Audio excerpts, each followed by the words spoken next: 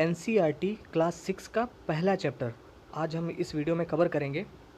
तो इस वीडियो को आप ध्यान से देखिए। इसमें है क्या, कब, कहाँ और कैसे।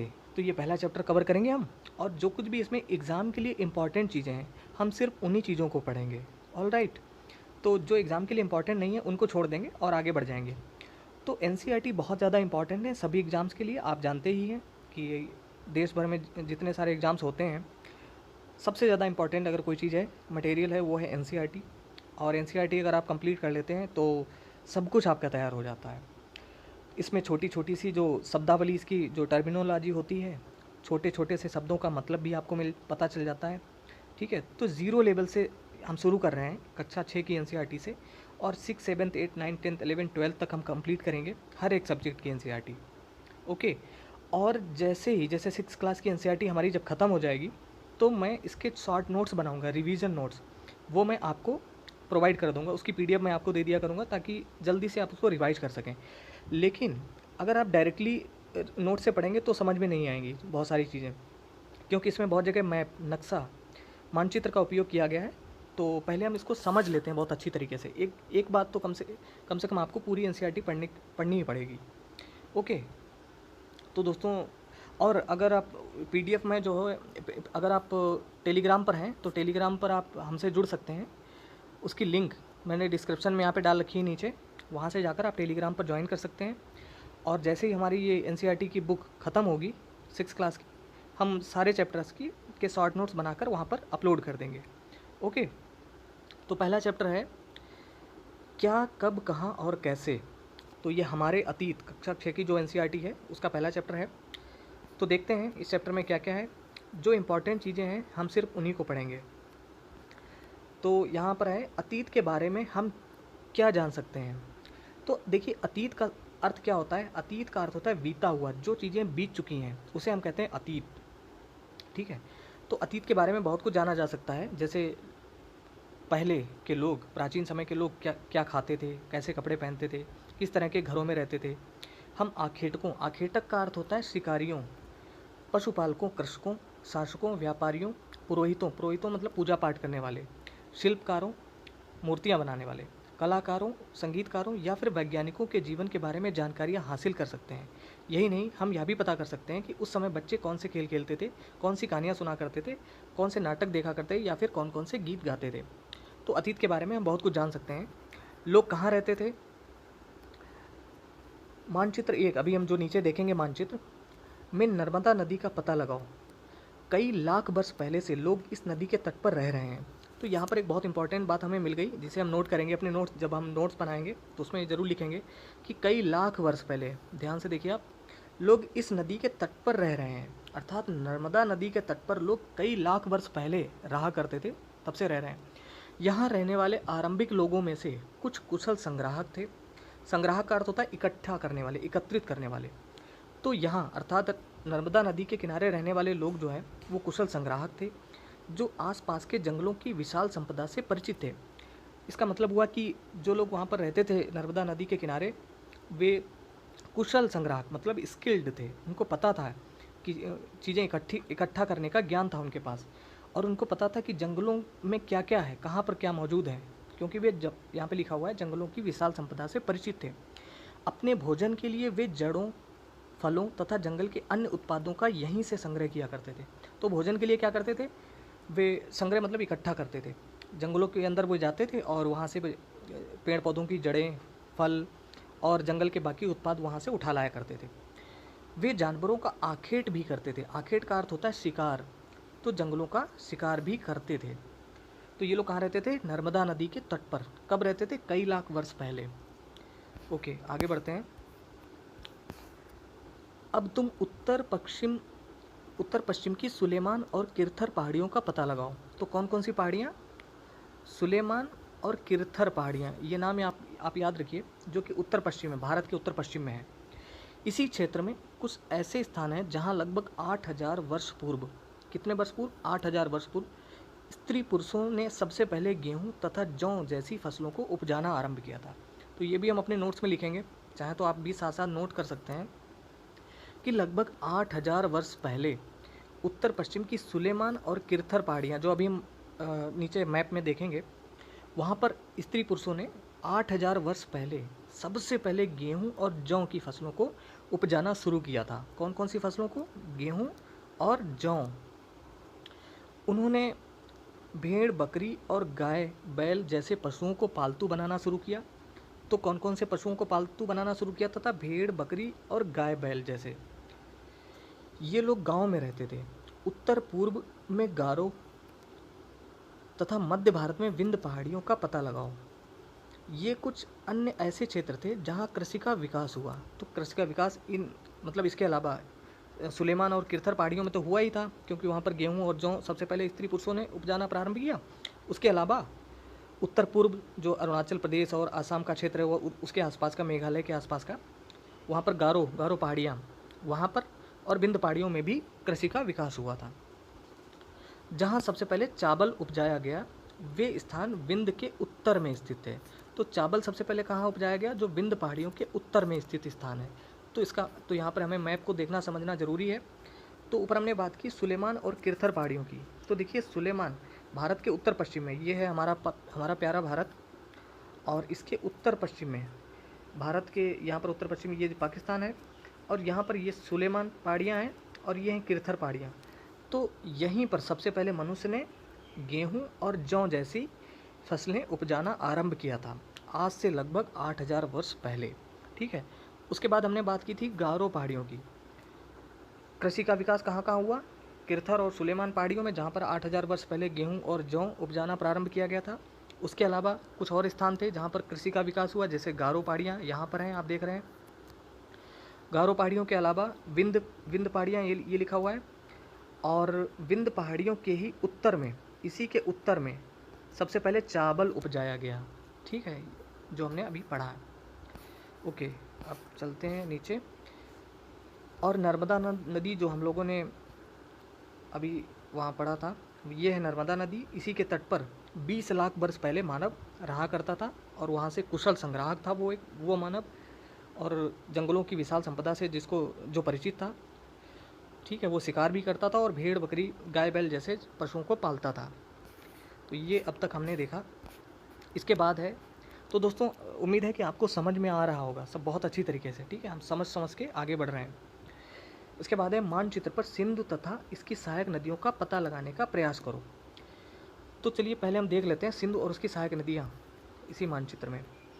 देखिए, ये है सिंधु नदी और इसकी सहायक नदियाँ। सिंधु नदी यहाँ से निकलकर ये सिंधु नदी आई है, और इसकी सहायक नदियाँ हैं झेलम नदी, चिनाब नदी, रावी, व्यास, सतलज। ये सभी इसकी सहायक नदियाँ हैं। मतलब सहायक नदियाँ मतलब जो एक बड़ी नदी में जुड़ी होती हैं, उन्हें हम सहायक नदी कहते हैं। तो सिंधु की सहायक नदियाँ कौन कौन सी हैं? झेलम, चिनाब, रावी, सतलज, ब्यास, ये सब नदियाँ हैं। ओके, तो मानचित्र पर सिंधु तथा इसकी सहायक नदियों का पता लगाने का प्रयास करो। सहायक नदियाँ उन्हें कहते हैं जो एक बड़ी नदी में मिल जाती हैं। लगभग 4,700 वर्ष पूर्व इन्हीं नदियों के किनारे कुछ आरंभिक नगर फले फूले। तो आरंभिक नगर मतलब सबसे पहले के शुरुआत के नगर जिनका विकास हुआ, वे इन्हीं नदियों के किनारे। किन नदियों के किनारे? सिंधु नदी और उसकी सहायक नदियों के किनारे। गंगा व इसकी सहायक नदियों के किनारे तथा समुद्र तटवर्ती इलाकों में नगरों का विकास लगभग 2500 वर्ष पूर्व हुआ। अच्छा, बाकी जैसे गंगा नदी और इसकी सहायक नदियों के किनारे नगरों का विकास कब हुआ? लगभग 2500 साल पहले। यानी गंगा नदी के किनारे नगरों का विकास बाद में हुआ, सिंधु और उसकी सहायक नदियों में पहले हुआ। तो गंगा नदी हम देख लेते हैं कहाँ पर है। ये है हमारी गंगा नदी, यहाँ से बहती हुई निकली है। ठीक है, आप देख रहे होंगे चित्र पे ही लिखा हुआ है ये ऐसे। तो गंगा नदी पर 2500 साल पहले गंगा नदी के किनारे नगरों का विकास हुआ, लेकिन सिंधु और उसकी सहायक नदियों के किनारे लगभग 4700 साल पहले। ओके, इसके बाद है गंगा तथा इसकी सहायक नदी सोन का पता लगाओ। सोन नदी देखिए यहाँ पर है। मानचित्र को समझना बहुत ज़रूरी है। ये सोन नदी यहाँ से गई है और गंगा में मिल गई है जाकर। ठीक है, यहाँ पे लिखा हुआ है सोन। तो सोन नदी गंगा के दक्षिण में, इन नदियों के आसपास का क्षेत्र प्राचीन काल में मगध के नाम से जाना जाता था। तो गंगा के दक्षिण में जो क्षेत्र था सोन नदी के आसपास का, उसे मगध के नाम से जाना गया। इसके शासक बहुत शक्तिशाली थे और उन्होंने एक विशाल राज्य स्थापित किया। देश के अन्य हिस्सों में भी ऐसे राज्यों की स्थापना की गई थी।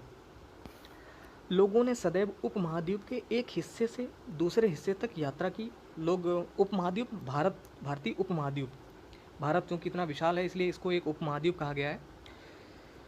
तो यहाँ इस उपमहाद्वीप में लोग एक जगह से दूसरे जगह तक यात्रा करते थे। कभी कभी हिमालय जैसे ऊंचे पर्वतों, पहाड़ियों, रेगिस्तान, नदियों तथा समुद्र के कारण यात्रा जोखिम भरी होती थी। फिर भी ये यात्रा उनके लिए असंभव नहीं थी, मतलब वो यात्रा करते जरूर थे। अतः कभी लोग काम की तलाश में तो कभी प्राकृतिक आपदाओं के कारण एक स्थान से दूसरे स्थान जाया करते थे। तो कभी कभी यह है कि प्राकृतिक आपदा कोई आ जाती थी, इस वजह से उनको वहाँ से जाना पड़ता था, या फिर अपने काम की तलाश में वे जाते थे। कभी कभी सेनाएं दूसरे राज्यों, क्षेत्रों पर विजय हासिल करने के लिए जाती थीं। इसके अतिरिक्त व्यापारी कभी काफिलों में तो कभी जहाज़ों में अपने साथ मूल्यवान वस्तुएं लेकर एक स्थान से दूसरे स्थान तक जाते रहते थे। जहाज अर्थात पानी की नौकाएं, बड़ी बड़ी नौकाएं जिनको जहाज कहा जाता था उनको। ओके। धार्मिक गुरु लोगों को शिक्षा और सलाह देते हुए एक गांव से दूसरे गांव तथा एक कस्बे से दूसरे कस्बे जाया करते थे। कुछ लोग नए और रोचक स्थानों को खोजने की चाह में उत्सुकतावश भी यात्रा किया करते थे। इन सभी यात्राओं से लोगों को एक दूसरे के विचारों को जानने का अवसर मिला। ठीक है। इसके बाद आज लोग यात्राएं क्यों करते हैं। अच्छा, यहाँ पे कुछ दिया गया है मानचित्र में, इसको हम समझ लें। मानचित्र 1, दक्षिण एशिया। दक्षिण एशिया में कौन कौन आता है। ये मानचित्र जो ऊपर अभी हम देख रहे थे, अभी हम फिर देखेंगे, वो है दक्षिण एशिया का। तो दक्षिण एशिया में क्या क्या आ जाता है। आधुनिक भारत, पाकिस्तान, बांग्लादेश, नेपाल, भूटान और श्रीलंका, और अफगानिस्तान, ईरान, चीन, म्यांमार आदि पड़ोसी देशों को दर्शाता है।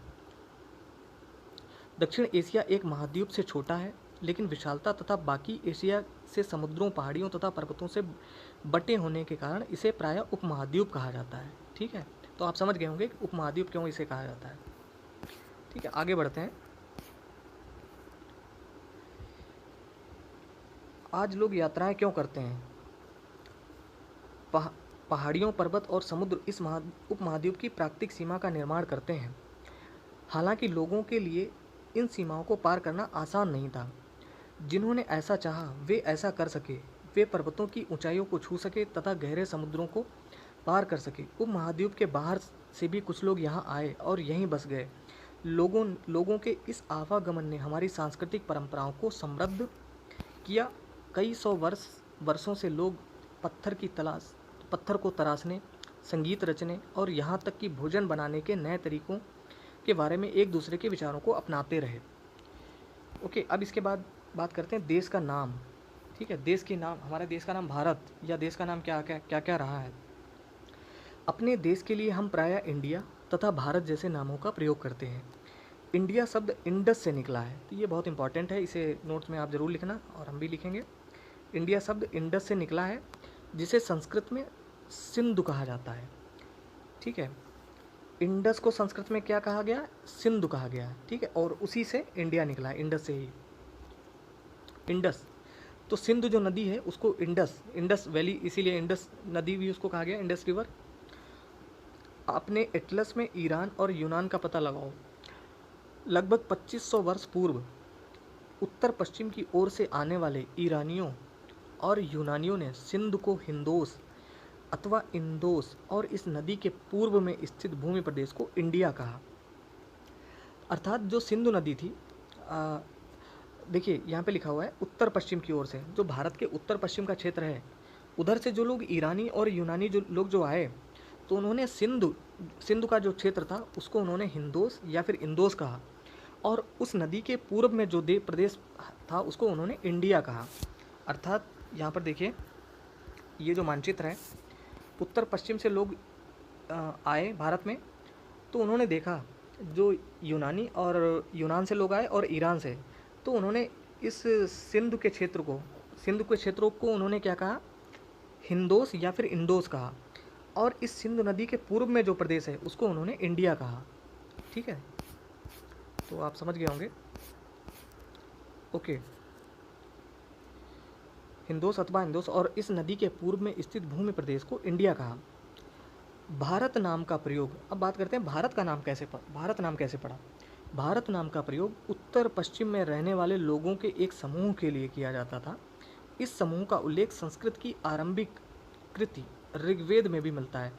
और ये कृति कितनी पुरानी है, कृति मतलब रचना, ये कितने कितने वर्ष पुरानी है, लगभग 3500 वर्ष पुरानी, ऋग्वेद में मिलता है। किसका उल्लेख मिलता है, इस समूह का। किस समूह का, भरत नाम का एक समूह था जो उत्तर पश्चिम में, भारत में उत्तर पश्चिम में एक समूह रहता था प्राचीन समय में, जिसे भरत कहा जाता था। और इस समूह का उल्लेख भी किया गया है ऋग्वेद में। और ऋग्वेद पुस्तक जो है वो 4 वेद हैं, आप जानते हैं, ऋग्वेद, सामवेद, अथर्ववेद और यजुर्वेद। तो ऋग्वेद सबसे पुराना वेद है और ये 3500 साल पुराना है। इसी में भरत नाम के एक समूह का प्रयोग किया गया है और उसी के नाम पर भारत, हमारे देश का नाम भारत पड़ा। बाद में इसका प्रयोग देश के लिए होने लगा। ओके, अब बात करते हैं अतीत के बारे में कैसे जानें। अच्छा, यहाँ पर जो साइड में दिया गया है, ताम्र पत्थरों से बनी पांडुलिपि का एक पृष्ठ, तो पहले यहाँ पे जान लेते हैं। पांडुलिपि लगभग 1000 वर्ष पहले लिखी गई थी। किताब बनाने के लिए ताड़ के पत्तों को काटकर उनके अलग अलग हिस्सों को एक साथ बांध दिया जाता था।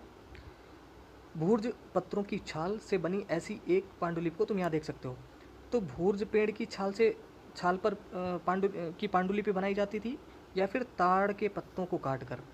ठीक है, तो पांडुलिपि का अर्थ होता है जो हाथ से लिखी गई स्क्रिप्ट, उसको कहा जाता है।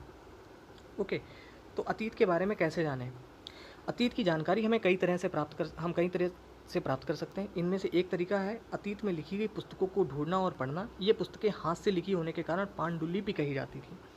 तो पांडुलिपि शब्द का अर्थ क्या होता है, देखो एनसीईआरटी में मिल गया, लेकिन बाकी पुस्तकों में आपको इसका अर्थ नहीं मिलेगा। तो ये पुस्तकें हाथ से लिखी होने के कारण इसको पांडुलिपि कही जाती हैं। अंग्रेजी में पांडुलिपि के लिए प्रयुक्त होने वाला मैन्यूस्क्रिप्ट, तो अंग्रेजी में क्या इसे कहते हैं, मैन्यूस्क्रिप्ट शब्द लैटिन शब्द मेनू, जिसका अर्थ है हाथ से निकला है। ये पांडुलिपियाँ प्रायः ताड़ पत्रों अथवा हिमालय क्षेत्र में उगने वाले भूर्ज नामक पेड़ की छाल से विशेष तरीके से तैयार भोजपत्र पर लिखी मिलती हैं। तो पांडुलिपियाँ किस पर लिखी जाती थी, ताड़ पत्रों पर या फिर हिमालय क्षेत्र में जो भूर्ज नामक एक पेड़ उगता है उसकी छाल पर। ओके, आगे बढ़ते हैं। इतने वर्षों में इनमें से कई पांडुलिपियों को कीड़ों ने खा लिया तथा कुछ नष्ट कर दी गईं। फिर भी ऐसी कई पांडुलिपियाँ आज भी उपलब्ध हैं। तो पांडुलिपियाँ जो प्राचीन समय में लिखी गई वो आज भी उपलब्ध हैं। प्रायः ये पांडुलिपियाँ मंदिरों और विहारों से प्राप्त होती हैं। ये पुस्तकों में धार्मिक मान्यताओं व व्यवहारों, राजाओं के जीवन, औषधियों तथा विज्ञान आदि सभी प्रकार के विषयों की चर्चा मिलती है इन पांडुलिपियों के अंदर से। इसके अतिरिक्त हमारे यहाँ महाकाव्य, कविताएं और नाटक भी हैं। इनमें से कई संस्कृत में लिखे हुए मिलते हैं, जबकि अन्य प्राकृत और तमिल में। क्या, महाकाव्य कविताएं और नाटक जो हैं संस्कृत में लिखे मिलते हैं, कुछ प्राकृत में लिखे मिलते हैं, कुछ तमिल में। प्राकृत भाषा का प्रयोग आम लोग करते थे, मतलब जो आम पब्लिक थी, साधारण जो जनता थी वो प्राकृत भाषा बोलती थी, और जो ज़्यादा पढ़े लिखे लोग थे वे दूसरी भाषाएं बोलते थे, जैसे संस्कृत है, तमिल है। ओके, लेकिन जो साधारण लोग, सामान्य लोग हैं, वो प्राकृत भाषा का प्रयोग करते थे। आगे बढ़ते हैं। हम अभिलेखों का भी अध्ययन कर सकते हैं। ऐसे लेख पत्थर अथवा धातु जैसी अपेक्षाकृत कठोर सतहों पर उत्कीर्ण किए मिलते हैं। तो अभिलेख किस पर उत्कीर्ण किए जाते हैं, किस पर लिखे जाते हैं, या तो पत्थर पर या धातु जैसी कठोर किसी सतह पर, चाहे वो पत्थर हो चाहे वो लकड़ी हो। ठीक है, कभी कभी शासक अथवा अन्य लोग अपने आदेशों को इस तरह उत्कीर्ण करवाते थे ताकि लोग उन्हें देख सकें, पढ़ सकें तथा उनका पालन कर सकें। कुछ अन्य प्रकार के अभिलेख भी मिलते हैं जिनमें राजाओं तथा रानियों सहित अन्य स्त्री पुरुषों ने भी अपने कार्यों के विवरण उत्कीर्ण करवाए हैं। उदाहरण के लिए प्रायः शासक लड़ाइयों में अर्जित विजयों का लेखा जोखा रखा करते थे। तो जब वे लड़ाइयों में विजय प्राप्त करते थे तो उसको जो है अभिलेखों में लिखवा दिया करते थे। ओके, यहाँ पे कुछ इंपॉर्टेंट है, देख लेते हैं क्या लिखा हुआ है। लगभग 2250 वर्ष पुराना यह अभिलेख वर्तमान अफगानिस्तान के कंधार से प्राप्त हुआ है। यह अभिलेख अशोक नामक शासक के आदेश पर लिखा गया था। इस शासक के विषय में तुम अध्याय 8 में पढ़ोगी। ठीक है, तो अध्याय 8 में जब हम आगे जाएंगे तब विस्तार से पढ़ेंगे। जब हम कुछ लिखते हैं तब हम किसी लिपि का प्रयोग करते हैं। लिपियां अक्षरों अथवा संकेतों से बनी होती हैं। जब हम कुछ बोलते अथवा पढ़ते हैं तब हम एक भाषा का प्रयोग करते हैं। यह अभिलेख इस क्षेत्र में प्रयुक्त होने वाली यूनानी तथा अरामेइक नामक 2 भिन्न लिपियों तथा भाषाओं में है। तो अफगानिस्तान, जो सम्राट अशोक का अफगानिस्तान में जो अभिलेख है वो किस भाषाओं में है? यूनानी तथा अरामेइक नामक 2 लिपियों में है। भाषा नहीं, यहाँ पे लिपियों तथा भाषाओं में है। यूनानी तथा अरामेइक नामक 2 भिन्न लिपियों तथा भाषाओं में है। कौन सा? अफगानिस्तान का। लेकिन हम इस टॉपिक के बारे में अध्याय 8 में विस्तार से पढ़ेंगे, तो वहाँ फिर से देखेंगे। इसके अतिरिक्त कई अन्य वस्तुएं अतीत में बनी और प्रयोग में लाई जाती थीं। ऐसी वस्तुओं का अध्ययन करने वाला व्यक्ति पुरातत्वविद कहलाता है। तो जो लोग अभिलेखों को पढ़ते हैं, पांडुलिपियों को पढ़ते हैं, उन्हें क्या कहा जाता है? पुरातत्वविद। यानी जो हमारे प्राचीन जो अभिलेख और जो पांडुलिपियाँ और ये सब प्राप्त होती हैं, तो उनका अध्ययन करने वाले व्यक्ति को क्या कहते हैं? पुरातत्वविद कहते हैं। पुरातत्वविद पत्थर और ईंट से बनी इमारतों के अवशेषों, चित्रों तथा मूर्तियों का अध्ययन करते हैं। वे औजारों, हथियारों, बर्तनों तथा आभूषणों तथा सिक्कों की प्राप्ति के लिए छानबीन तथा खुदाई भी करते हैं। इनमें से कुछ वस्तुएं पत्थर, पकी मिट्टी तथा कुछ धातु की बनी हो सकती हैं। ऐसे तत्व कठोर तथा जल्दी नष्ट होने वाले होते हैं। अच्छा, यहाँ पे क्या है? यहाँ पे कुछ वाएँ एक प्राचीन नगर से प्राप्त पात्र, ये प्राप्त एक प्राचीन नगर से मिला है। इस तरह के पात्रों का प्रयोग 4700 वर्ष पूर्व होता था। तो समझ सकते हैं आप, 4700 साल पहले ऐसे पात्र का प्रयोग होता था। और दाएं तरफ एक पुराना चांदी का सिक्का, ये चांदी का सिक्का है। चांदी के सिक्के हैं ये। इस तरह के सिक्कों का प्रयोग लगभग 2500 वर्ष पूर्व होता था। ओके, उसके बाद है पुरातत्वविद जानवरों, चिड़ियों तथा मछलियों की हड्डियां भी ढूंढते हैं। इनसे उन्हें यह जानने में भी मदद मिलती है कि अतीत के लोग क्या खाते थे। वनस्पतियों के अवशेष बहुत मुश्किल से बच पाते हैं। यदि अन्न के दाने अथवा लकड़ी के टुकड़े जल जाते हैं तो वे जले हुए रूप में बचे रहते हैं। क्या पुरातत्वविदों को बहुधा कपड़ों के अवशेष मिलते होंगे? पांडुलिपियों, अभिलेखों तथा पुरातत्व से ज्ञात जानकारियों के लिए इतिहासकार प्रायः स्रोत शब्द का प्रयोग करते हैं। इतिहासकार उन्हें कहते हैं जो अतीत का अध्ययन करते हैं। तो इतिहासकार किसे कहते हैं? जो अतीत का यानी बीते हुए समय का जो अध्ययन करते हैं उनको इतिहासकार कहते हैं। स्रोत के प्राप्त होते ही अतीत के बारे में पढ़ना बहुत रोचक हो जाता है, क्योंकि इन स्रोतों की सहायता से हम धीरे धीरे अतीत का पुनर्निर्माण करते जाते हैं। अतः इतिहासकार तथा पुरातत्वविद उन जासूसों की तरह हैं जो इन सभी स्रोतों का प्रयोग सुराग के रूप में कर अतीत को जानने का प्रयास करते हैं। तो अतीत एक या अनेक, ये इसको समझ लेते हैं कि अतीत क्या, अतीत एक है या अनेक है। क्या तुमने इस पुस्तक के शीर्षक हमारे अतीत पर ध्यान दिया? यहाँ अतीत शब्द का प्रयोग बहुवचन के रूप में किया गया है। अच्छा, बहुवचन के रूप में क्यों प्रयोग किया गया? क्योंकि यहाँ पे हमारे अतीत लिखा गया है, हमारा अतीत नहीं, हमारे अतीत।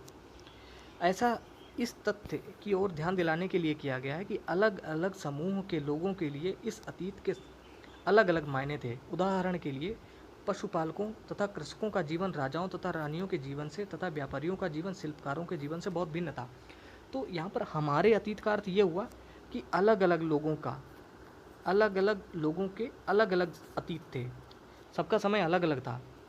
अर्थात एक ही समय, उसी समय में जो अगर राजा रानी थे तो उनका समय, उनका अतीत बहुत सुंदर था, बहुत अच्छा था। और जो कृषक थे, पशुपालक थे, उनका अतीत थोड़ा दूसरे स्तर का था। इसलिए यहाँ पर हमारे अतीत शब्द का प्रयोग किया गया। ओके,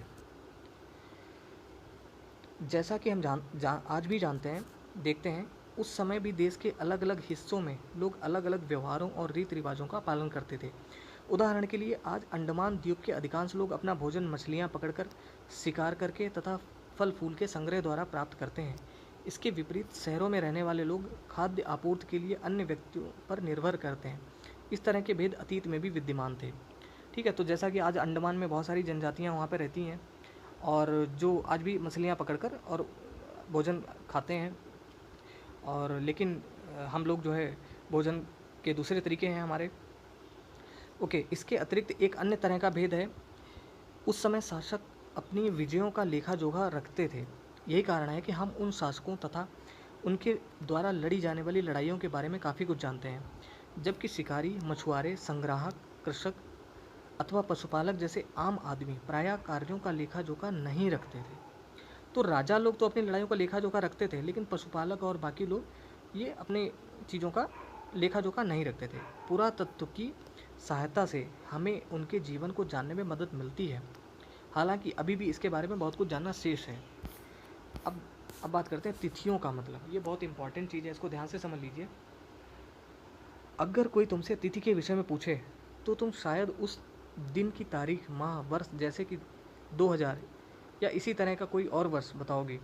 वर्ष की गणना ईसाई धर्म प्रवर्तक ईसा मसीह के जन्म की तिथि से की जाती है।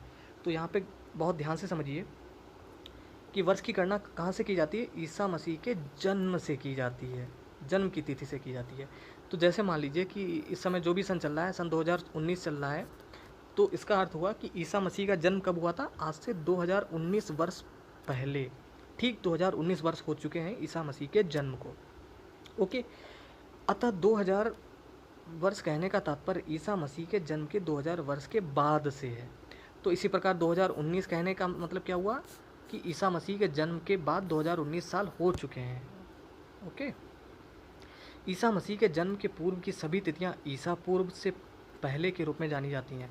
तो ईसा पूर्व का मतलब क्या होता है? ईसा मसीह के जन्म से पहले।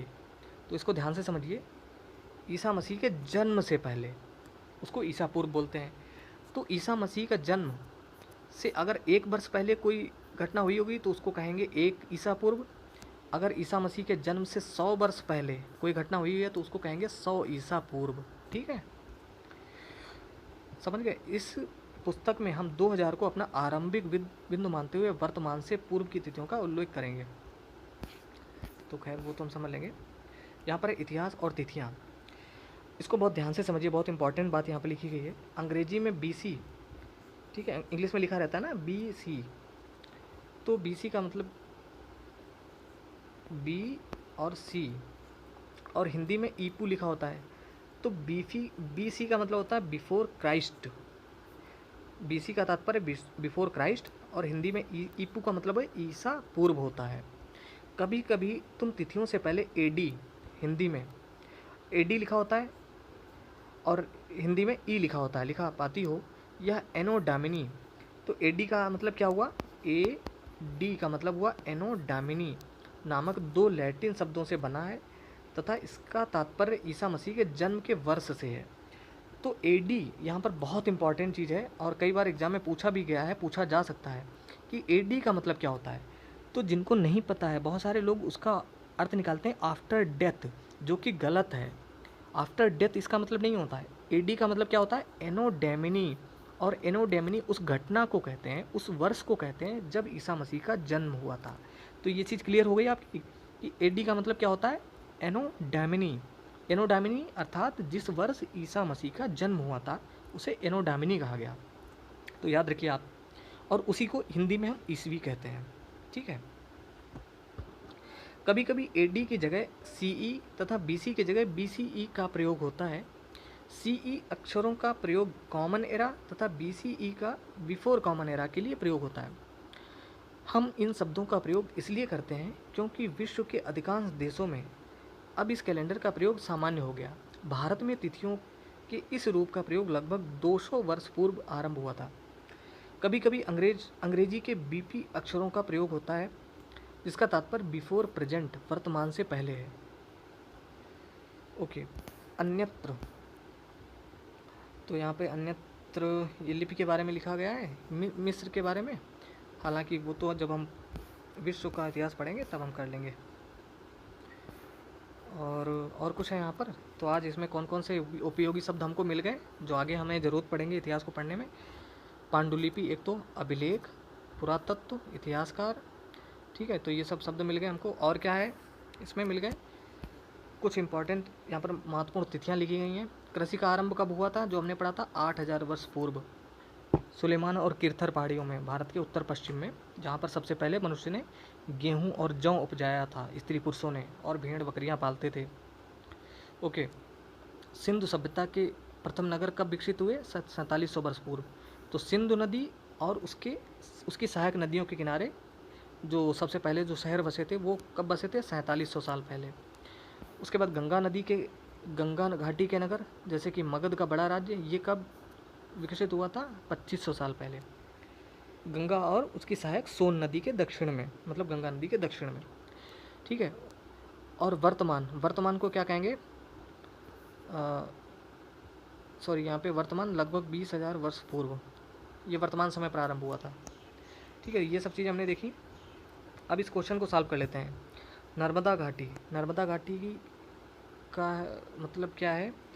संबंध किससे है? आखेट तथा संग्रहण से, क्योंकि मनुष्य जो है आखेटक और खाद्य संग्राहक था। मगध मतलब लगभग 2500 वर्ष पूर्व के नगर। गारो, उसके बाद है गारो पहाड़ियाँ, गंगा घाटी में पहला बड़ा राज्य, ये मैच कर लिया। सिंधु तथा इसकी सहायक नदियाँ प्रारंभिक नगर हो जाएगा, और गारो पहाड़ियों में आरंभिक कृषि। ठीक है, तो हम लोगों ने चैप्टर पढ़ लिया, इसलिए इसको बहुत ही आसानी से सुमेल कर लिया।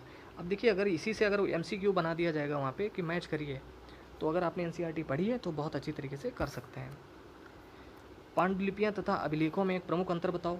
तो पांडुलिपियों के बारे में आप लिख सकते हैं कि ये भूर्ज तथा छाल के पत्रों पर लिखी जाती तथा ताड़ के पत्रों पर लिखी जाती है, और अभिलेख जो है वो ठोस वस्तु पर लिखी जाती है, जैसे ठोस या कठोर धातु जैसी कठोर चीज़ों पर, उस पर लिखी जाती है। अभिलेखों में लोग राजा महाराजा अपने लड़ाइयों के विजयों का लेखा जोखा रखते थे। ठीक है, ये लिख सकते हो आप। पांडुलिपि को अंग्रेजी में मैन्यूस्क्रिप्ट कहा जाता था, कहा जाता है। मैन्यूस्क्रिप्ट शब्द का अर्थ होता है हाथ से लिखा हुआ। ठीक है, तो देखिए कितना आसान है। NCERT हम लोगों ने पढ़ ली, तो ये क्वेश्चन भी कर लिए। तो दोस्तों, जल्द ही हम दूसरा चैप्टर भी अपलोड करेंगे, समझेंगे। और अगर आपको समझ में आ रहा है तो प्लीज़ आप इस वीडियो को लाइक करें और इस चैनल को सब्सक्राइब करें। आप हमारे टेलीग्राम से भी जुड़ सकते हैं, उसकी लिंक आपको यहाँ पर डिस्क्रिप्शन में नीचे मिल जाएगी, वहाँ से। और अगर आपको अच्छा लगा हो तो प्लीज़ आप इसे शेयर ज़रूर करें। ज़्यादा से ज़्यादा लोग जुड़ेंगे तो उतनी जल्दी हम जो है वीडियोज़ अपलोड करते रहेंगे। तो दोस्तों, ये वीडियो देखने के लिए आप सभी का बहुत बहुत धन्यवाद। आपका दिन शुभ हो।